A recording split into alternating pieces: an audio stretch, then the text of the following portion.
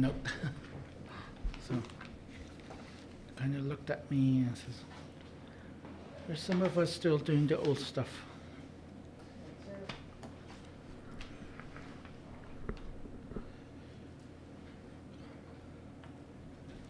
I know quite a few.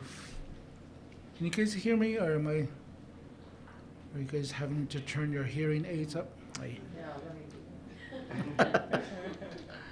guys can hear me in the back, so I don't have to yell and turn blue and my blood vessel come out of my neck. So. We'll shout if we need it. Mm-hmm. Ishjashin yat shinsa dolesh adin hano yahiki do belaganik ya Wesley Thomason shiedo ishniensla do trapai bashes chin do ki ane dashe do tsana jene dashnal na be hope kaya pakai ke hunst do ade shanan nishnat e do da che masana da kedat ana da she chodo shastwi kedat ana be kaya hiki and da kwake e shagan do da kwake ya chitape hollo do da kwi bil khayt do shik end lini da kwi kedat I briefly explained to where I'm from, what clan affiliations I have, and what I'm doing there, and explain that. Generally, that is part of that is a requirement in introducing yourself in the community at all times, at any meeting, however small it is, and to make the connection through your clan affiliation with the people in the audience. You get to know who your relatives are, and so you can immediately do your genealogy within one meeting. So you begin to inherit all kinds of relatives and family members at those particular places. The language is really important. One of the things that this is the first time I'm just outlining my talk. As I'm beginning to write and also present a PowerPoint. On July 6th, I'll be giving a talk at University of California Davis campus. They're having the Society of Linguists of America is meeting there. So one of the offshoot of that is the United Nations proclaiming 2019 as being the Indigenous Language Year. So there's two of us that are presenting keynote speeches there, and I'm doing one of them. The other one's from Alaska, from Fairbanks. That they'll be talking about. That part will be linguistic, might be the talk about the language. And some of the work that we're doing at Navajo Technical University. I left here in June of 2006 to return home, basically because I would have a conversation with my parents and my family. For every hour of conversation, 45 minutes of that hour was in correcting my Navajo language. And that really bothered me a lot. And says that when that started happening, I says, I need to go home. That's when I knew when I was going to go home, but I didn't know when it was going to be. So that was the deciding time for me to do that. So I returned and went straight to Dine College and became the academic dean. I was there for 4 years. Then kind of entertained retiring. So I did that for 6 months, and that was 6 months too long of free time.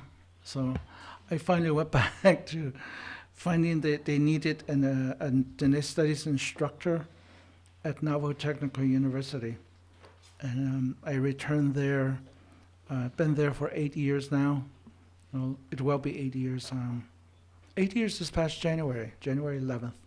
It was 8 years. So I got there, and I've always wanted to do something about our culture and our language. So I informed the dean there of what I'd like to do, and then says, okay, you have a whole year to plan that out. So you can maybe teach 1 or 2 classes, but work on that project. So it gave me the space and the time to develop that. So I developed a Bachelor's of Arts degree in Navajo Cultural Language and Leadership. I had to add leadership in there because we were now in need of better leadership for the nation. We've lost our whole tribal government to the Western paradigm, that we were no longer doing and practicing traditional Navajo leadership. So that's one of the things that we've reintegrated into our curriculum, is about doing traditional Navajo leadership, to where that's a different concept than what we see now in our communities. Those classes started spring of 2012. But it was finished and got it approved early part of 2012. I had to wait until fall for it to start. While I was waiting around, I started a master's degree designing that one. And that one got approved much quicker, and those classes start spring of 2013. That was a master's in Navajo Cultural Language and Leadership. And we had our first graduate December of 2015. And that guy who graduated is now a faculty member within our department as the assistant professor in Navajo culture. And the more recent one is Sharon. She's actually here. She's been here more than a week, attending the summer language program, learning about teaching methodology and how to teach Navajo language. And so she's learning some new way of teaching, and we're really looking forward to implementing those as part of our teaching methods this fall.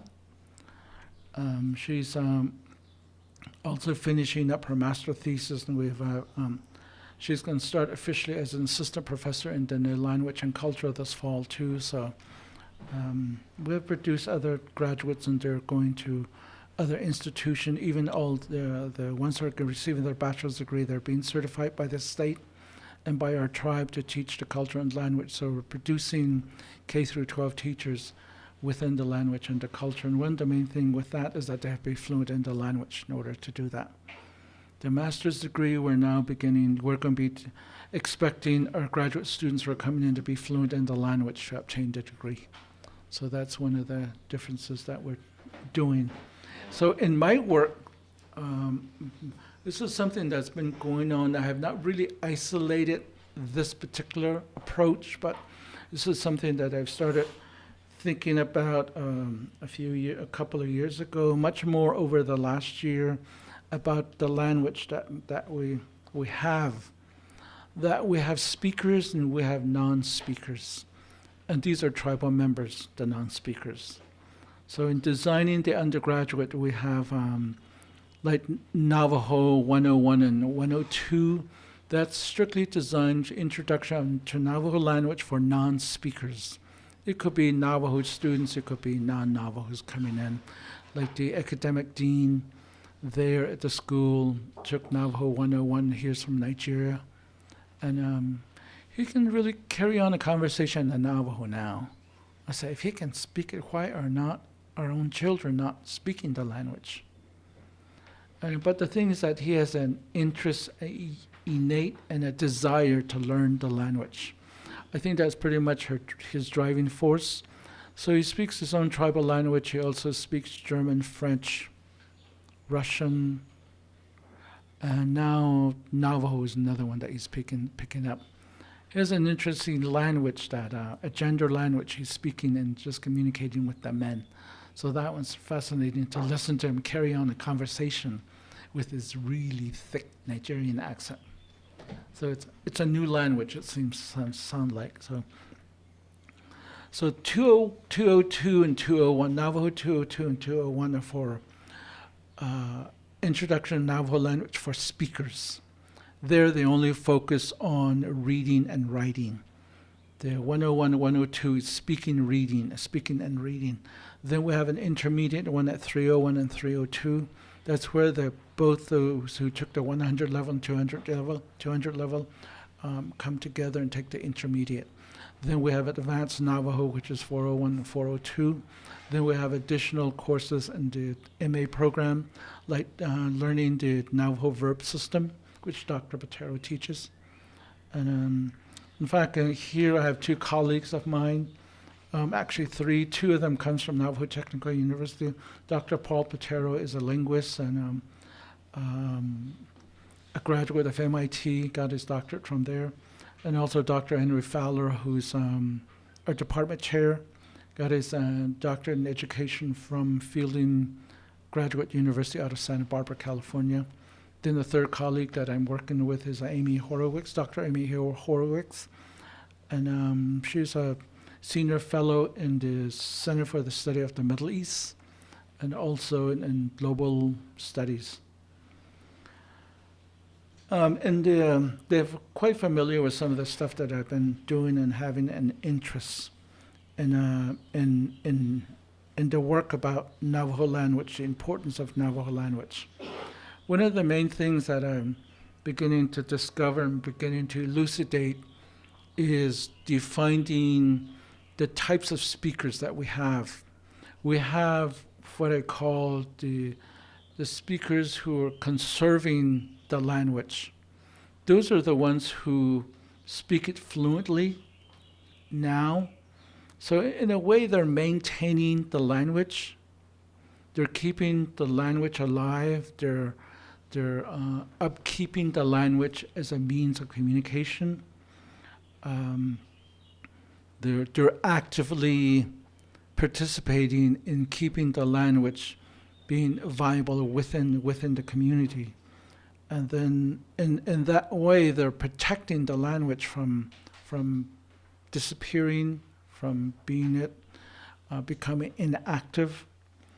And in that sense, they know how to manage the language, how to use it. And I think in a way that's kind of interesting to have a conversation with the elders when you're talking to them, they correct you. So they're managing it through the means of correcting you to make sure you say it properly. Like to this day, I still get a lot of that from my mother's a really good example. I would say something, I know it sounds wrong, but I don't know how wrong it is, but she immediately kicks in and corrects that. So I don't repeat that the second time. So that's one thing that is moving along, keeping it. So in that sense of that correcting, they're safeguarding the language. So that's under the conservation of the language. I'm seeing a lot of that. These are just little segues of what conservation is, and it seems comfortable under that umbrella. So they're the ones who are keeping it alive, keeping it going, and just using it on a daily basis. And there's some work that Dr. Patero has done before in doing surveys of Head Start programs. And like for an example, in the early 70s, 80s, around that particular time period, there was a high number of fluency among the children between 3 and 5 years old. That has really decreased to the point where I'll be surprised to say maybe 2% of them are speaking the language, but that might even be a little too high in fluency, because we have decolonized colonized our language. That English is the only language that our children are hearing, and this language issue became very obvious in the 1950s and 60s, when we had Navajo children being placed in the federal government's designed boarding schools, to where they were extracting the language out of the children. And by that time, children who went to elementary schools were returning home, being challenged and having a conversation with their parents and grandparents. I think it was probably evident there probably around 1955 to 1960. It was blatantly there from the 1960s. Since then, that it became a huge challenge. There's all kinds of means and mechanisms that were used in eradicating the tribal languages from children that around that time period. One of them, even in my own lifetime, I remember when I was in boarding school that if we spoke Navajo language, we saw a box of soap that was by the front door into the classroom, and they were ivory soap. So when you spoke the language, and when it was not, when there was a certain time you couldn't speak the language, if you did, a couple of us or a few of us got to experience the soap and put in our mouths to clean it out, I guess, intentionally. So to this day, I can still smell ivory soap on people who use it. Even if you do your laundry in ivory soap, I can smell it. So it kind of reminds me and triggers that thought. And this was in the mid-60s, when a lot of this was still going on. That was still there.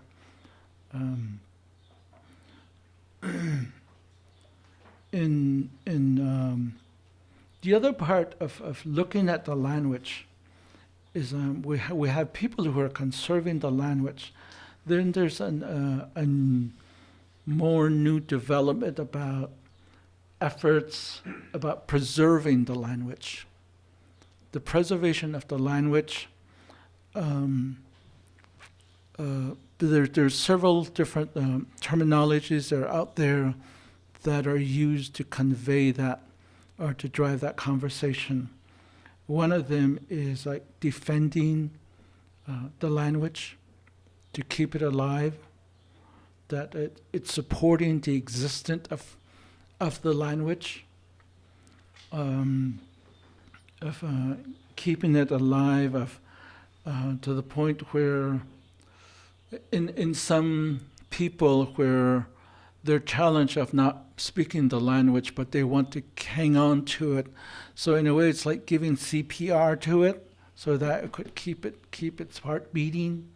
So those are some of the things that I'm looking at how we do this. So we're trying to save what is disappearing. Eventually, it will disappear, but we would like to stall that by all means. So we're looking at prevention of it being lost. We're looking for ways to sustain the language, to keep it here, to keep the fire under it so it would stay alive.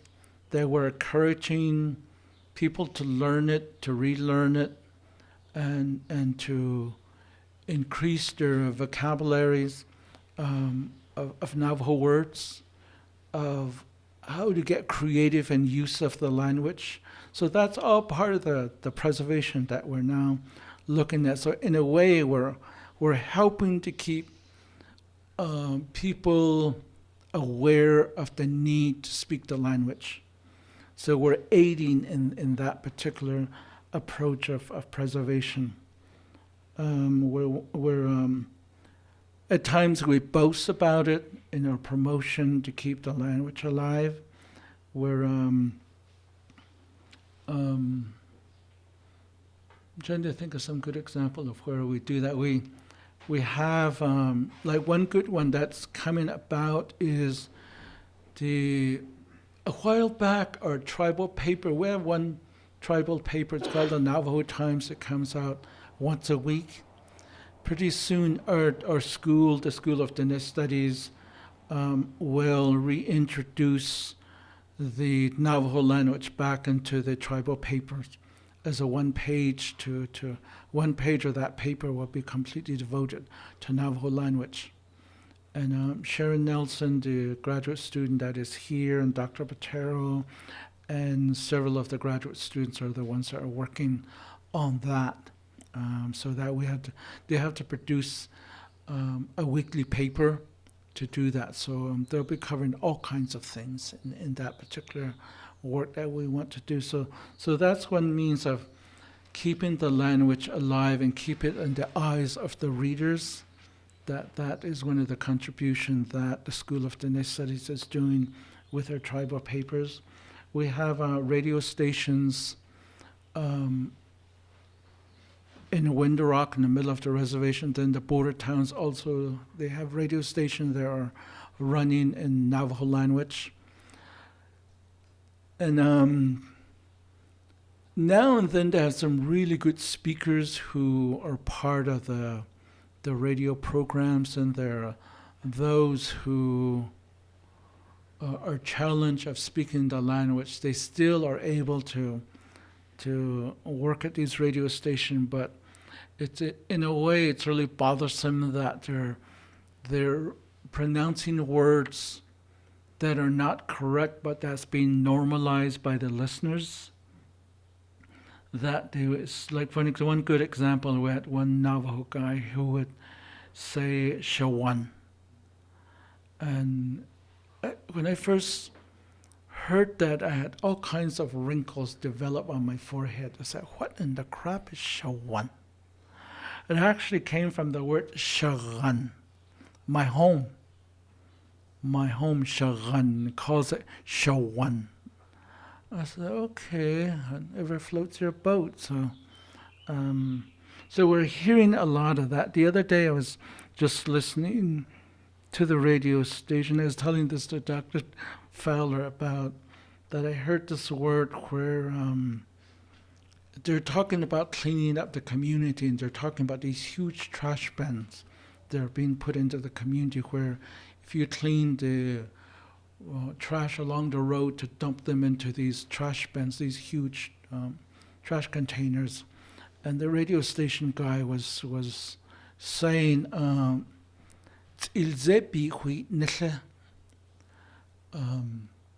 kind of, I had to hear, I wasn't quite sure, I thought I was hearing things. And it basically means that ilze is trash, bihui nisle is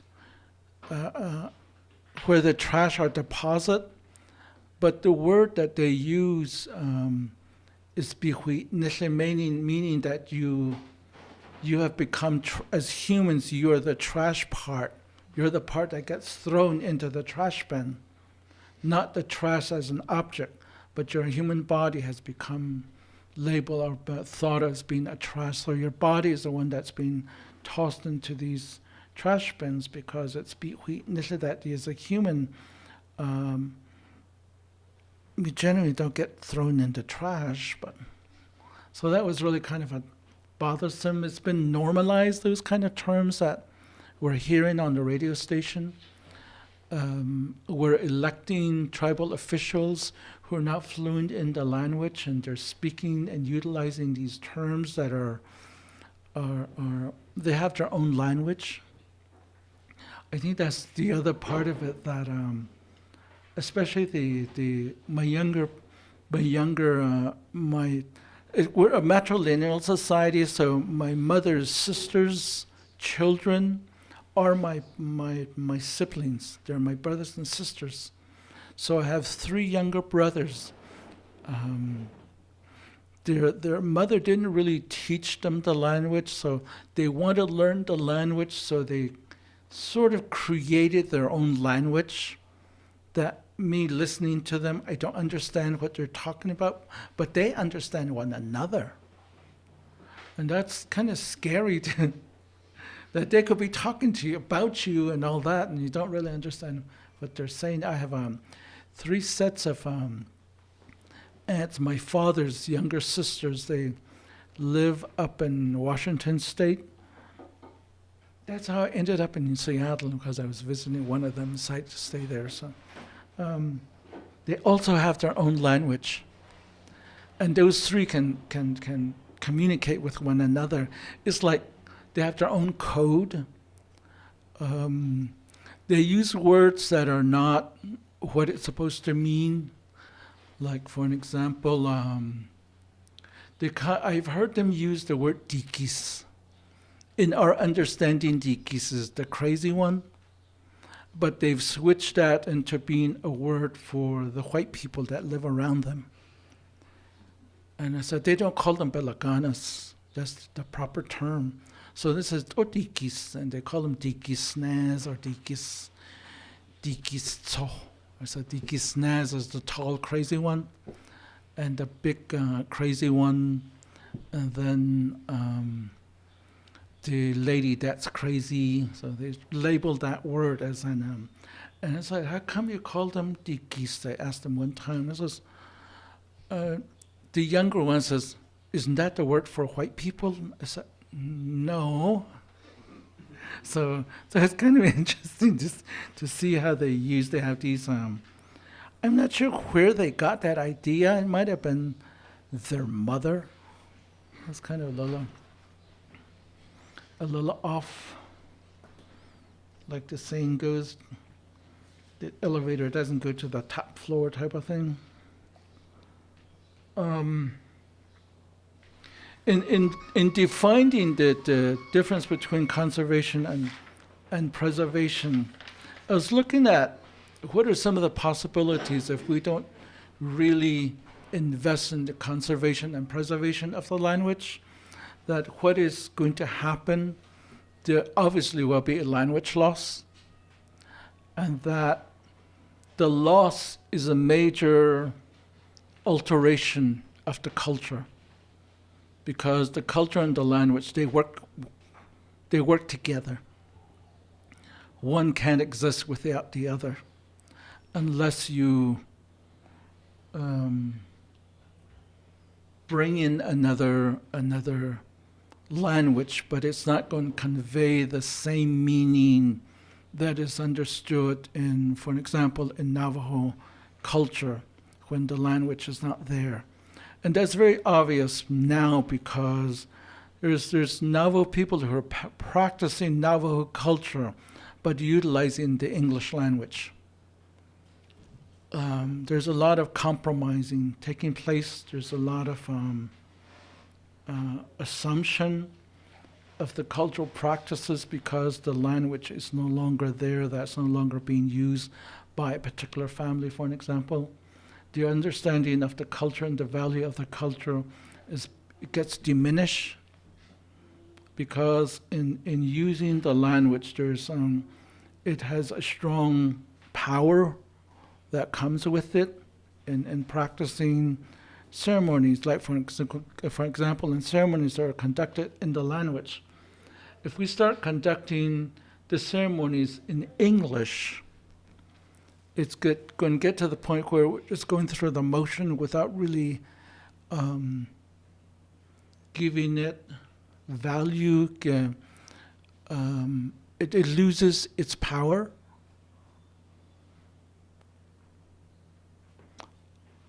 Because in some of the smaller ceremonies where the language is no longer there, that these ceremonies are now just being conducted to where they're just motioning through the ceremonies, or what used to be done without the language and without the prayers. Those two are now missing of these essential three-part process. In ceremonies, there is the songs, the prayers, and then there's the singing part. We see the storytelling that goes with it, and the prayers are no longer there, but we just hear the songs.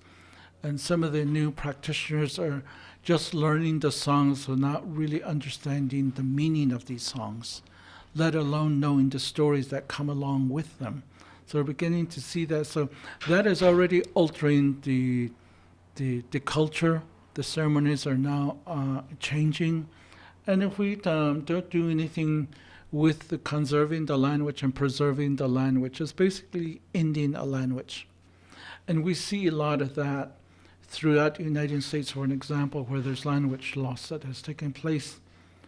And there's some tribes throughout the United States that are now looking at revitalizing their language. That's a whole nother arena there. And some of them have really not much to revitalize, to where they're now looking at salvaging of what is there. In the preservation, one of the things that is, there's actually two parts that I've become aware of that we are doing in the preservation. That one of them is a movement of immersions that we're beginning to set up immersion workshops. Maybe some of them are 2 weeks long in the summertime. We see a lot of these through our tribal papers being announced that they want to do immersion for 2 weeks or for a month, and then it's sort of like temporary. They're very much done within a particular time frame, and so in that they're beginning to engage learners into the language. They're looking at how to absorb them into the language, to get the cultural knowledge into them of why the language is important. And then also another definition for immersion that I'm comfortable in using is that we're trying to soak them up like sponges. But once if they're in that particular environment, the sponge soaks up the water when you put them in like a bucket of water or in the kitchen sink. But when you pull out the sponge, it loses the water over time to where they're no longer able to remember these things. So one semester I had, I was teaching Navajo 101. I wanted to look at to see how many words these students would pick up. So I introduced 10 words per week. I started with that. And I would use the 10 words through the 4 hours of class per week. The following week, I would introduce another 10 words. But at the end of that second week, I would go back to the first week's set of 10 words and ask them, remember those words we learned last week? How many of them who can recite all 10 of them? I never really got any of them to do that. The most was probably like 8 words. And I tried that for about 8 weeks to see how much of that. A couple of weeks they remembered, one of the students would remember 9 words. So every conversation with them during that time, one thing I learned from that was that their memory skills were not intact like as their grandparents were. In that age group, they learn things, they learn songs and stories because they have a different method of remembering things. It was a skill that was still being taught there, and that we're no longer doing that in the usage of English. For an example, when we hear things, it doesn't go upstairs. It doesn't become part of our memory. That we don't do that. We have been trained, well, in a way not to do that because of this, that we have to write it down. So it just comes through our hand, doesn't go upstairs, or it goes through our fingertips onto the keyboard. So we sort of eliminate the need to remember these things. So that skill pretty much has escaped us as for a few generations now. And so that was one thing that was quite enlightening to learn that. So we now have to look at how do we teach our students to have memory skills. What do we have to do in doing that? So I've not gotten to the point of that kind of way of teaching or looking or even exploring how to embed memory skills into our children. Beyond immersion, the other one that I'm now looking at is what I call submersion, is keeping that sponge in the water for a longer period of time. Like we have some schools that are now doing immersion programs from K through 12, but they're only in the classroom. What if we do submersion to where we have to have families and relatives buy into the approach? And even in the school, as soon as they get on the bus driver has to begin speaking to the children in Navajo language. When they get off the bus at school, when they get into the kitchen for the dining area to eat their breakfast, that the people and the personnel in the kitchen would speak to them in Navajo language. And when they leave from there to get into the classroom, they have to be taught completely Navajo language. And at recess, people who are out on the playground to speak to the children in completely Navajo language. And if they have a dormitory to where the children stay overnight, people who work in the dormitories have to speak to the children completely Navajo language. So it'll be 24 hours a day if they're dormitory students. But if they catch the bus and go back to home in the evening, that we have to have the parents and grandparents buy in into doing this to begin really doing some critical approach in the preservation of the language. And so in doing that, then the parents will begin looking at conserving the language. They might have been in a preservation mode, that they'll be moving into the conservation mode. And where the children were able to produce speakers again, it'll be a backtrack into language loss to where we would actually develop speakers. That the whole agenda is that the ultimate goal is to produce speakers, fluent speakers again, but we kind of have to look at what is fluency at that time period, like maybe 20, 30 years from now. It's obviously not going to be the same fluency as we understand it now, and the fluency that was there like 100 years ago. That has changed over time, so we have to reestablish the definition of what is fluency. Into submersion, instead of keeping the sponge in the water, it could be brought back out. It could be but there should be a place where when they need to keep in familiar territory of learning the language, that is the main agenda in submersion. Is so you constantly have the language there to where you dunk the children in there repeatedly to keep them wet with the language, and just like a sponge. The other one that I've not really looked at, but I'm beginning to understand, is the revitalization movement of some of the tribal languages that are no longer that are spoken. For an example, in revitalization, it's basically renewing a language that is now disappearing, or regenerating it, re-energizing it, to bring it back and to be used in the community. It's recovering is another one.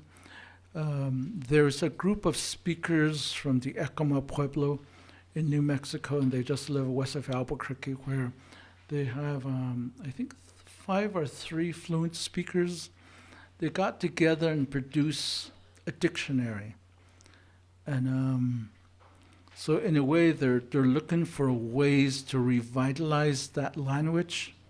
And I don't know how much effort is, if that's working, and what efforts are being made to revitalize that language within the Pueblo. It's kind of interesting that the other part that's really fascinating is why are we losing the language when we live in the midst of speakers? That we have speakers around, but it seems like there's a choice to learn it and not to learn it. I'm beginning to question the students. For an example, if you have speakers, your parents are speakers, grandparents are speakers, why are you not able to speak it? It might have been a parental choice to where not to teach the language to their children. So there's a choice, that's a decision made by the parents not to do that. And the children also are not asking why they're not speaking that language. So that's a whole nother research needing to be done there. In some of the tribal communities now they're now looking at salvaging their language. And one of the ones that I'm aware of here for quite a while was the Miami language. They went to the point of where it almost disappeared, to where there's one guy who did the salvaging of that, to the point where he was able to move it back to the communities, and now they're going through the revitalization efforts of it. So there's a possibility of going from one end to the other. So it can be reverse, because we still have speaker, we still have the people who have the desire and know the importance of tribal languages. And getting to see a lot of that, even though I'm very interested in the language part of it and just the speaking part of it, and looking at why the importance of the language, that it's essential. It's beyond necessary. It's essential to your identity. In our own creation story of how we were made into human beings in our creation story, at one point it talks about the language, that the holy deities that are out there are always looking upon a child who's beginning to learn how to speak. And if the child utters a Navajo word, saying my mother, or even the word milk in Navajo, the holy deities recognize them and identifies as being Navajo. So I tell my students that your certificate of Indian blood does nothing to your identity. Living on the reservation is not your identity. Having a grandparent speaking it does not make you Navajo. It says you speaking the language itself makes you Navajo. I said, so who are all these people that are living on the reservation, don't speak the language? Are they illegal aliens, or what are they? I said, that's whatever you have, you come up with saying that makes you Navajo. I says, those are obsolete. So it's kind of that we no longer teach that understanding, maybe in a way that would make the learning the language and knowing the language would be more important. And now we're finally beginning to see a lot of these academic research talking about if you speak 2 or more languages, you tend to be a little more successful than just being a monolingual speaker. That's one of the things that we're finding with our own institution to those who only speak English. It's really easier to explain things in Navajo than in English. In English, when you speak Navajo is your primary language, and when you switch over into English, you kind of have to grapple with the English language. How do you say this? How do you explain this? It's kind of it gets a little more complicated, where you have to use several English words to convey what you're thinking of wanting to say in Navajo. In Navajo language, you just get down to the point. No ifs and buts about it in that. So it's one of the ongoing work in my Navajo language, and the importance of that with the culture itself. And it's always fascinating to hear like young children. We still have children who are learning the language and speaking the language. I was really blown away when I went to one of our satellite reservation in Alamo, which is south of Albuquerque, over by west of Socorro, New Mexico. There's a small community, call it Satellite Res, community of Alamo. I went there to talk to the teachers about the language program to be taught there for the employees. And the elementary kids were in their gymnasium. I was sitting right to the main entrance to the gymnasium. I saw these children coming by and speaking the language. I was blown away by that. I says, they're so fluent, I don't even want to talk to them. One of them was really, one little boy was walking by and explaining to his friend about he says, I think I said, now, how do you convey that into English? I said, he says, yesterday, the two of us rode our horses. Is prancing. So that's the closest way that I could saying that we rode two horses yesterday and the horses were prancing, is my understanding of that. And I didn't want to ask him to clarify that one to me. So even like these were like probably third graders, fourth graders. And so I was even kind of ashamed to say I speak Navajo and speak with these kids. I says, they're really, you can tell they have a huge influence from their grandparents in speaking that language. And so we still see that and hear that. So there's some schools that children tease each other because you speak the language. That's the other thing that's going on that's kind of interesting, that you're considered to be too Indian or too Navajo if you speak the language. So some of the kids are ashamed to speak it in the public area, especially in a classroom setting. But now there's some teachers now providing some support to giving pride to the children to speak the language.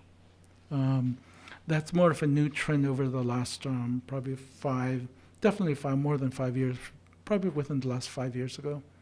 They're beginning to see a lot of that, of the positive understanding and embracing and celebrating of small children speaking the language. And it's really hard to convince our younger kids who are having children to speak the language to their children, and majority of them do not speak it too. So we're beginning to see some who are raised by their grandparents who would speak the language too. So we're beginning to see that. So there's some pockets throughout the reservation where there's speakers that are younger than 10 years old, that we see that.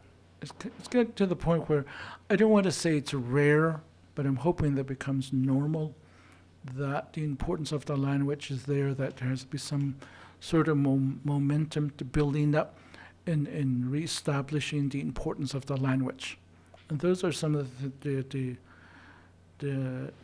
minute things that we're addressing in the School of Dine Studies at Navajo Technical University. Period.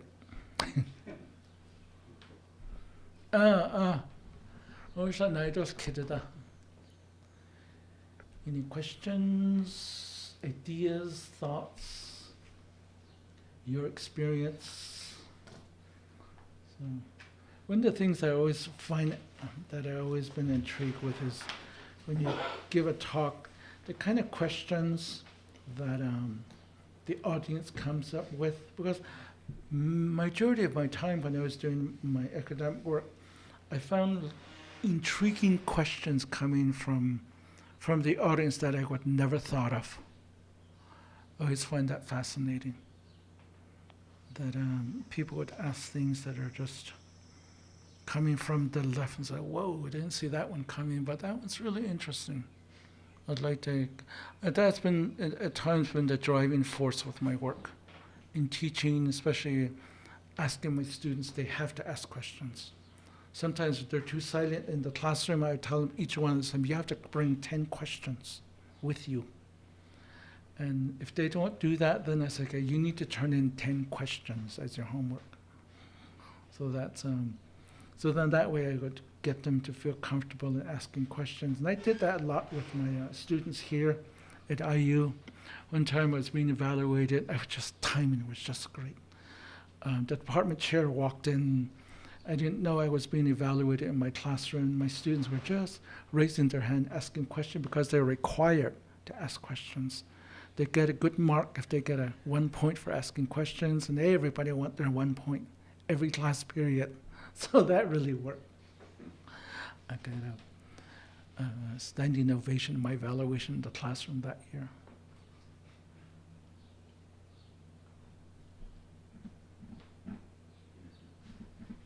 Yeah. So if a Navajo wanted to come to understand the Navajo Nation's language, and they live across the country, how does one do that?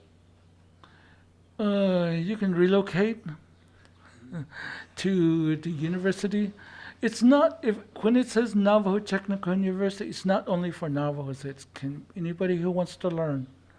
We at our sister college, which is Dine College, they had a parade of students from Japan came through there over the last 15 years because they learned that their grandparents were in World War II and Japan lost the war. And because of the use of Navajo language, they were very curious about the language. So we had a parade of Japanese students coming through, of learning the language. We have at our college or at our university, Dine Studies is a required course, either language, history, government, as part of the general education requirement. So everybody comes in through taking a course or not. We have online courses, Navajo history and government. We have Navajo students, high school students taking those courses because that makes them eligible to apply for Navajo Nation scholarships. We have not put the language online. I was uncomfortable with that because it's a lot better to learn the language face to face. But I think if it's the right person, I'm sure we can use online technology to teach the language, but it just depends on who's teaching it. So we haven't gotten there, but eventually that will be one of the attractive ones. I'm quite sure of that of learning the language.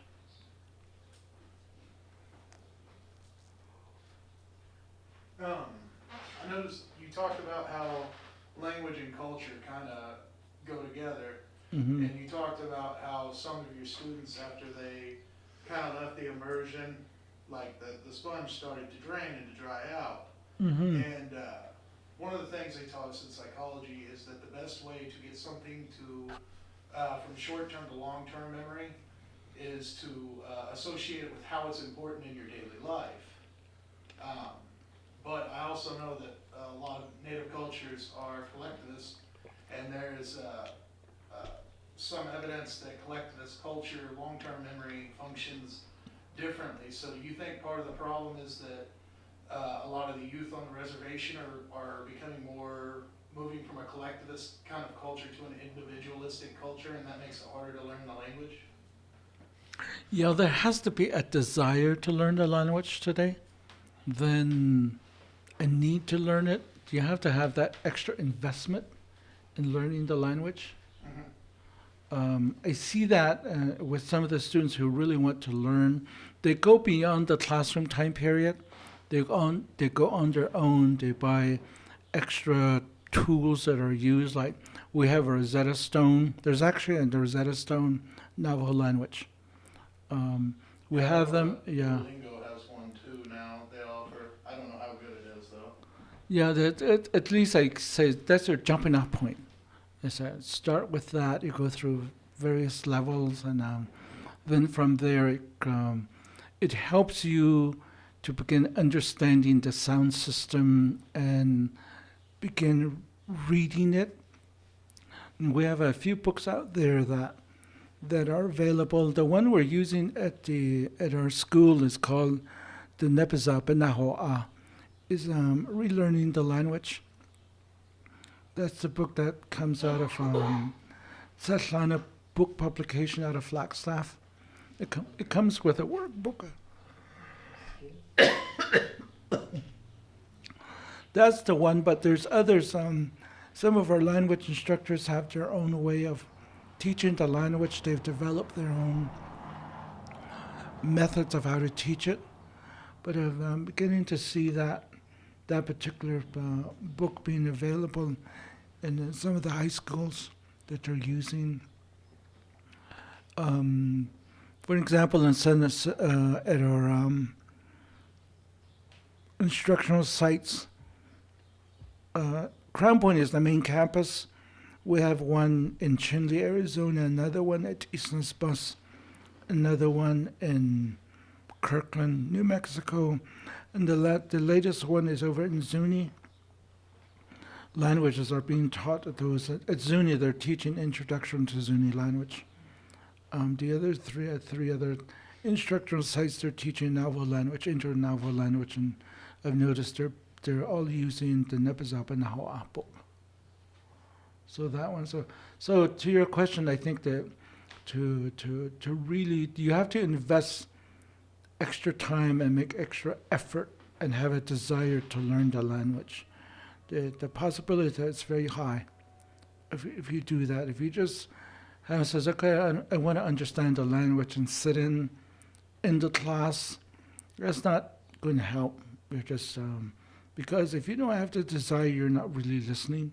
You're not really actively participating. You're not really engaging your brain to learn the language. So you have to take those extra steps in order to do that.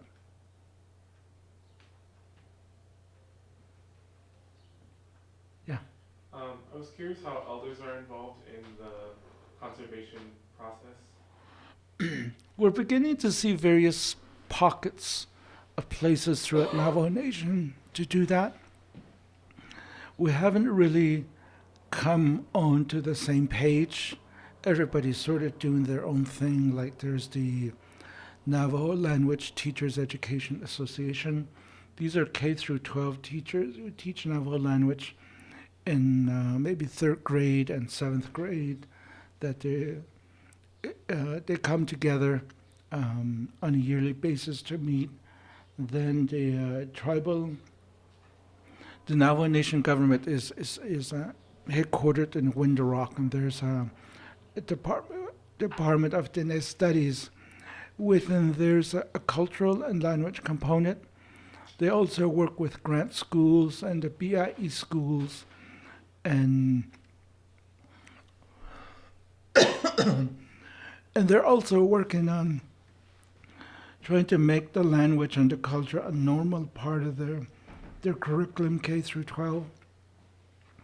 There's talk about eventually having Navajo Nation take over their own schools, which is now overseen by New Mexico State, Arizona State, and Utah State, because the reservations are in all those 3 states. That one day would like to have it all overseen by Navajo Nation, where that's when they're looking at making the language and the culture a main part of the curriculum. So in to help prepare for that, our undergraduate students, I'm encouraging them to take the exam with the Navajo Nation Department of Education. With that exam results, those documents are forwarded to New Mexico State and Arizona State to get state certification for them to teach K through 12 language and culture. And it's also the same with the master's students, that they get certified at that level.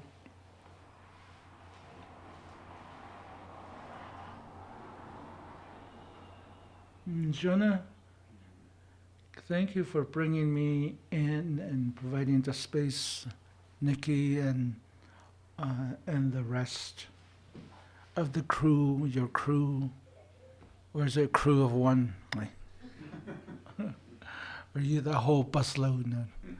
And the students here, it's great. It's great to see Navajo students still here. We need to make a transit bus run out here quite often from the reservation. We need to get more students here, and Purdue and MIT is coming in, beginning to look at our students, and so they're.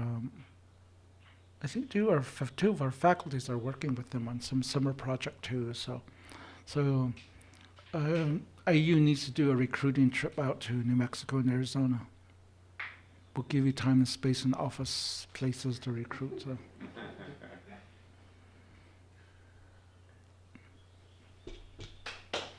Thank you.